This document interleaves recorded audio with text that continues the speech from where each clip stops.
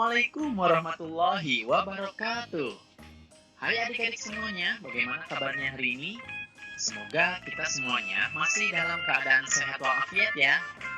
Sebelum memulai video pembelajarannya, marilah kita awali dengan membaca lafal basmalah bersama-sama. Bismillahirrahmanirrahim. Nah adik-adik, dalam video pembelajaran kali ini, kita akan membahas tentang kisah keteladanan sahabat Rasulullah Shallallahu Alaihi Wasallam.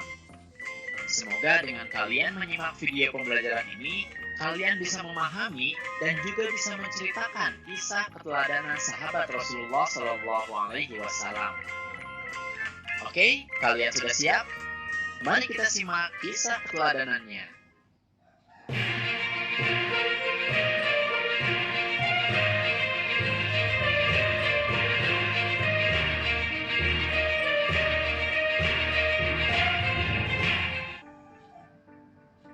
Sahabat pertama yang akan kita bahas adalah Abu Bakar As-Siddiq. Abu Bakar adalah khalifah pertama setelah Nabi Muhammad SAW wafat. Beliau dilahirkan pada tahun 571 Masehi. Nama lengkap beliau adalah Abdullah bin Abi Quhafah At-Taimi. Gelar Abu Bakar diberikan oleh Nabi Muhammad SAW karena ia adalah orang yang paling cepat masuk Islam. Gelar As-Siddiq diberikan karena ia selalu membenarkan Nabi Muhammad SAW dalam berbagai peristiwa, terutama membenarkan peristiwa Isra dan Mi'raj. Abu Bakar dibaiat sebagai pemimpin setelah Nabi Muhammad SAW wafat. Abu Bakar memimpin dari tahun 632 Masehi sampai dengan 634 Masehi. Abu Bakar As-Siddiq senantiasa meneladani perilaku Nabi Muhammad SAW. Dalam menentukan keputusan, Abu Bakar As-Siddiq memiliki sifat berwibawa, adil dan bijaksana, serta suka bermusyawarah. Karena banyak penghafal Al-Quran yang wafat saat berperang, beliau bermusyawarah dengan para sahabat yang lain untuk mempelopori pembukuan Al-Quran. Kemudian Abu Bakar juga memiliki sifat pemberani dan pantang menyerah. Beliau berani memerangi orang-orang murtad yang keluar dari agama Islam setelah Nabi SAW wafat dan memerangi para nabi palsu, diantaranya adalah Musailamah Al-Kadzab. Abu Bakar As-Siddiq juga memiliki sifat lemah lembut, sabar, berhati tenang. Namun beliau juga tegas. Ketika banyak yang tidak mau membayar kewajiban berzakat, beliau dengan tegas memeranginya. Kemudian Abu Bakar As-Siddiq juga memiliki sifat dermawan, rendah hati, dan sangat memperhatikan rakyatnya. Beliau pernah menginfakkan seluruh hartanya di jalan Allah Subhanahu wa Ta'ala. Beliau juga tetap mau menolong seorang wanita kampung untuk memerah susu kambing meskipun setelah menjadi khalifah. Bahkan untuk kesejahteraan rakyatnya, beliau mendirikan Baitul Mal, yaitu suatu lembaga yang mengurusi kas dan keuangan negara. Selanjutnya adalah Umar bin Khattab. Umar bin Khattab adalah khalifah kedua setelah Abu Bakar As-Siddiq. Umar bin Khattab mempunyai nama lengkap Umar bin Khattab bin Abdul Uzza. Umar bin Khattab menjadi khalifah sejak tahun 634 Masehi sampai dengan 644 Masehi. Umar bin Khattab adalah seorang yang cerdas dan suka bermusyawarah. Beliau berjasa menetapkan kalender Hijriah atau penetapan tanggal 1 Muharram sebagai tahun baru Hijriah. Umar bin Khattab juga adalah seorang yang tegas dan berwibawa, serta pemberani. Beliau berani memerangi orang-orang yang memusuhi Islam. Dalam memimpin, Umar bin Khattab adalah seorang pemimpin yang hidup sederhana. Beliau pernah berkata bahwa tidak ada harta yang halal bagi umat kecuali dua style pakaian, yaitu pakaian untuk musim dingin dan pakaian untuk musim panas. Makanannya pun sama dengan masyarakat Quraisy yang tidak terlalu kaya dan tidak terlalu miskin. Bahkan, pernah juga memarahi anaknya yang memakan daging yang biasanya menjadi makanan orang-orang berada. Kemudian Umar bin Khattab juga sangat mengutamakan kepentingan rakyatnya. Beliau sering keluar malam untuk melihat bagaimana kondisi rakyatnya. Selain itu, pada suatu ketika, Khalifah Umar bin Khattab menyuruh anaknya untuk mematikan lampu di dalam ruangan atau kantor Khalifah. Karena lampu itu dibiayai oleh negara, sedangkan kedatangan anaknya adalah untuk keperluan pribadi keluarganya. Khalifah Umar bin Khattab tidak mau menggunakan fasilitas negara yang berasal dari rakyatnya untuk kepentingan pribadi dan keluarganya, walaupun hanya sebatas cahaya lampu. Umar bin Khattab pun memiliki sifat jujur, adil, bijaksana, dan bertanggung jawab terhadap rakyatnya.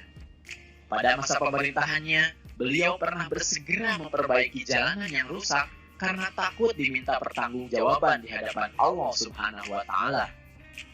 Jangan sampai ada seekor unta yang terjungkal akibat jalanan yang rusak itu. Sahabat yang ketiga adalah Utsman bin Affan. Khalifah Utsman bin Affan memerintah selama 12 tahun atau dari tahun sekitar 644 Masehi sampai dengan 656 Masehi. Utsman bin Affan berasal dari bangsa Umayyah yang terkenal kaya dan terkemuka. Di masa pemerintahannya, Utsman bin Affan melakukan kodifikasi, yaitu menyusun atau membukukan mushaf Al-Quran, karena beliau khawatir akan terjadi perbedaan Al-Quran. Mushaf tersebut diperbanyak menjadi 4 salinan, satu buah disimpan di Madinah yang disebut Mushaf Imam atau Mushaf Utsmani, 4 buah lainnya dikirim ke Makkah, Suriah, Basrah, dan Kufah. Di samping itu, beliau juga merenovasi Masjid Nabawi di kota Madinah dengan cara memperluas dan memperindah bentuknya. Utsman bin Affan memiliki sifat sabar, santun, dan sangat soleh. Beliau selalu berusaha meringankan beban kaum sesama muslim dan tidak ingin merepotkan orang lain. Jika beliau hendak sholat malam atau sahur, beliau tidak mau membangunkan pelayannya. Utsman bin Affan juga dikenal sebagai orang kaya yang rendah hati, sederhana, serta dermawan. Bukti kedermawanan Utsman bin Affan yaitu pada masa pemerintahan Abu Bakar, beliau pernah memberikan gandum yang diangkut dengan 1000 unta untuk membantu kaum miskin yang menderita di musim kering. Kemudian sahabat selanjutnya adalah Ali bin Abi Thalib. Ali bin Abi Thalib adalah Khulafaur Rasyidin yang terakhir. Ali bin Abi Thalib merupakan anak dari paman Rasulullah Shallallahu Alaihi Wasallam, yaitu Abu Thalib. Masa pemerintahan Ali bin Abi Thalib kurang lebih berlangsung selama 5 tahun, yaitu pada tahun 656 Masehi sampai 661 Masehi. Ali bin Abi Thalib memiliki sifat adil, sabar, dan tabah. Ali bin Abi Thalib juga merupakan seorang yang tegas, sangat membela kebenaran, dan pemberani. Hal itu sudah dibuktikan Ali bin Abi Thalib ketika harus menggantikan tidur Rasulullah Shallallahu Alaihi Wasallam. Padahal di luar rumah pemuda-pemuda Quraisy ingin menyakiti Rasulullah Shallallahu Alaihi Wasallam yang akan pergi hijrah. Selain pemberani, Ali bin Abi Thalib juga merupakan seorang yang cerdas, pandai, dan peduli terhadap pendidikan. Sebagai contoh, beliau mendirikan beberapa madrasah untuk tempat belajar anak-anak. Beliau juga memajukan bidang ilmu bahasa, serta mengembangkan bidang pembangunan, terutama di kota Kufah, sebagai pusat ilmu tafsir, ilmu hadis, ilmu nahwu, dan ilmu pengetahuan lainnya.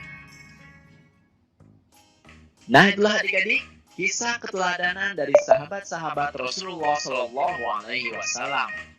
Semoga dengan kalian menyimak video pembelajaran tadi, kalian bisa memahami dan juga bisa menceritakan kisah keteladanan para sahabat Rasulullah Shallallahu Alaihi Wasallam. Terutama kalian juga bisa menunjukkan sifat terpuji yang ditunjukkan oleh mereka. Oke adik-adik, itu saja video pembelajaran yang bisa kakak sampaikan.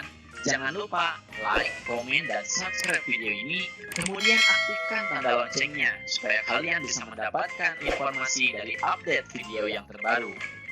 Terima kasih atas perhatiannya dan mohon maaf apabila ada kesalahan. Billahi taufik wal hidayah.